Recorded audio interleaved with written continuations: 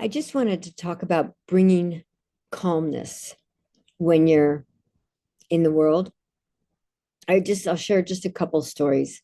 I was in line at the grocery store behind a woman, and she had a toddler in her arms, and she had a cart, and she was in line in front of me. And the kid was screaming, and she was trying to control the kid and trying to get the kid to slow down. And so I just said to her, he started actually to climb over her shoulder towards me. And so I said, your kid is climbing over. Can I grab, can I hold your child? And she said, yes. And so he came into my arms and just held me.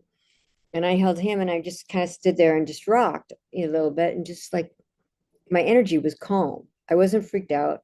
I wasn't worried about what other people thought of him, like his mom was. And she was freaked out. She could not believe how fast he calmed down within like a less than a minute. And then, so that was one thing. And then that was it. Another time I was on an airplane, and the baby next to me on the airplane was screaming, and his parents were freaking out. And he was just screaming and screaming and screaming, probably from the ears.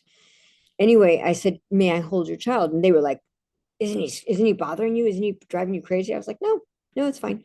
And so they let me hold the child, and I was calm. I've been meditating for 34 years, so I've been pretty good at this.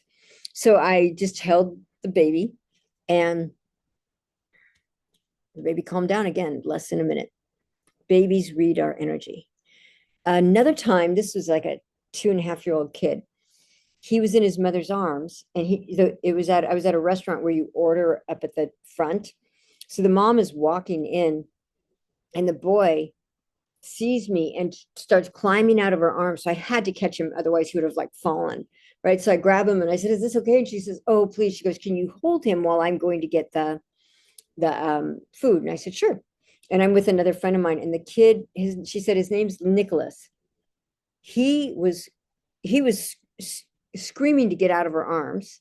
And then when he was in my arms, totally calm, totally quiet. And he just stared at me the whole time. It was the weirdest, cutest thing. He was so cute. And he just like looked at me, and we just had this incredible eye contact. And then when his mom came, he didn't want to go back. It was funny.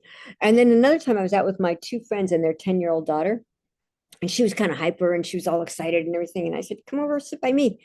So she came and sat by me, and I just was present with her, and I just put my hand on her back, and she calmed down. I'm basically like Valium for kids. No, but I'm just saying, meditate or find ways that make you calm, whether it's taking walks in nature or petting your dog or your cat or whatever it is. When you bring your calm, the people around you, including kids and 10-year-olds, um, they can really affect it. And basically, just about another creature, an animal.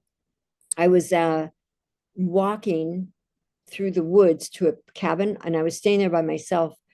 And so, but I've been to an event with other people. And so I'm walking back to my little cabin, and it's pitch black, it's just the woods.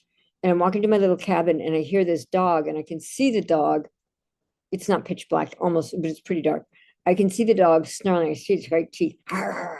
It's coming towards me, racing towards me. And I just stayed relaxed. And I said, hello, sweetheart. And the dog immediately stopped growling and just walked right beside me, walked me to my door. And I said, goodbye, have a good night. Thank you so much. That was lovely. And the dog just trotted off. And, I think what people, what animals, what kids do is they read energy. So if you bring your energy and your energy is good, you'll be a positive influence upon the world. Hope that helps. Ciao.